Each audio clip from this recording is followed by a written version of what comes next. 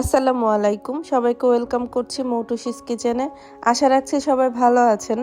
আজকে আমি আপনাদের সাথে শেয়ার করব এগ স্যান্ডউইচ বা ভেজিটেবল স্যান্ডউইচ রেসিপিটি। এটি বানাতে যতটা ইজি, খেতে কিন্তু ততটাই টেস্টি। বাচ্চাদের টিফিন কিংবা সকাল বিকেলের নাস্তা হিসেবে আপনারা কিন্তু এই খাবারটি খুব ইজিলি তৈরি করতে পারবেন। আমি আজকে আপনাদের দুটো পদ্ধতিতে তৈরি করে দেখাবো। চলুন তাহলে রেসিপিটি শুরু করা যাক। প্রথমে আমি 5টা ডিম সিদ্ধ করে নিয়েছি। আপনারা হাঁসের ডিম কিংবা মুরগির ডিম দুটোই ইউজ করতে পারেন। আমি মুরগির ডিম নিয়েছি। ডিমগুলোকে আমি হাফ করে কেটে নিচ্ছি। এরপর কুসুম এবং সাদা অংশটা আলাদা করে নিচ্ছি।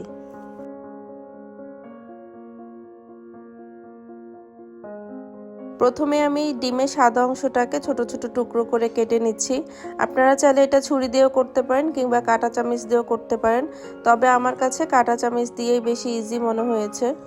ডিমের সাদা অংশগুলো টুকরো করা হয়ে গেলে এরপর আমি কুসুমটাকে সেপারেটলি টুকরো করে নিচ্ছি।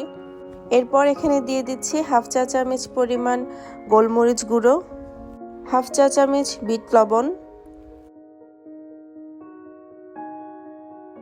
এরপর দিয়ে দিচ্ছি 4 টেবিল চামচ পরিমাণ মেয়োনিজ, টমেটো সস দিয়ে দিচ্ছি 1 টেবিল চামচ। এই সবগুলো উপকরণ আমি ডিমের কুসুমের সাথে মিশিয়ে নিচ্ছি। মেশানো হয়ে গেলে দিয়ে দিচ্ছি গাজর কুচি 3 টেবিল চামচ, ধনিয়া পাতা 1 টেবিল চামচ।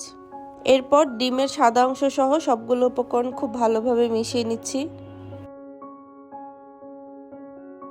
স্যান্ডউইচটা মেক করার জন্য অবশ্যই পাউরুটি লাগছে। আমি একটু বড় সাইজের পাউরুটি নিয়েছি এবং বাদামি কালার অংশটা আমি কেটে নিচ্ছি। বাদামি কালার অংশটা অবশ্যই আমি ফেলে দিব না, এটা পরবর্তীতে আমি ব্রেড ক্রাম্ব বানিয়ে নিব। এটা রেখেও স্যান্ডউইচ তৈরি করা যায়, তবে আমি ভিডিও সৌন্দর্যের জন্য কেটে নিয়েছি।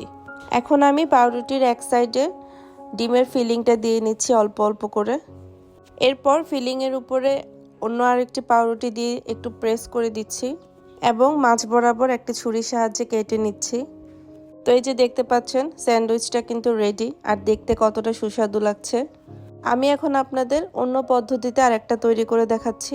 এর জন্য প্রথমে একটি ব্রেডে সামান্য মেয়োনিজ দিয়ে নিতে হবে আর একটা শসা স্লাইস করে কেটে নিতে হবে। মেয়োনিজটা দেওয়া হয়ে গেলে আমি শসার স্লাইসগুলো দিয়ে দিচ্ছি। এরপর শসার উপর ডিমের টপিংসটা দিয়ে দিচ্ছি এবং অন্য একটি ব্রেডে টমেটো সস দিয়ে নিচ্ছি আর এই ব্রেডটাতেও কয়েকটি শসা দিয়ে দিচ্ছি।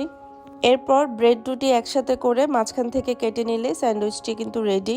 আমি আপনাদের দুটি পদ্ধতি খুব ইজিভাবে দেখিয়ে দিয়েছি। আশা করছি আপনাদের ভালো লেগেছে আজকের রেসিপিটি। এইভাবে কিন্তু আমার রেসিপিটি ফলো করে আপনারাও বাসায় এই ইজি এগ স্যান্ডউইচটি তৈরি করতে পারেন। আপনারা চাইলে কিন্তু এটিকে পেপার র্যাপিং করে ফ্রিজে 2 দিন সংরক্ষণ করতে পারেন। আমার তৈরি করা রেসিপিগুলো যদি আপনাদের ভালো লাগে কিংবা কিছুটা হলেও হেল্পফুল হয়, তাহলে প্লিজ আমার চ্যানেলটি সাবস্ক্রাইব করে দিবেন এবং ভিডিওতে একটি লাইক দিয়ে দিবেন। আজকের মতো এখানেই বিদায় নিচ্ছি। দেখা হবে অন্য কোনো রেসিপিতে। সেই পর্যন্ত সবাই ভালো থাকবেন। আল্লাহ হাফেজ। আসসালামু আলাইকুম।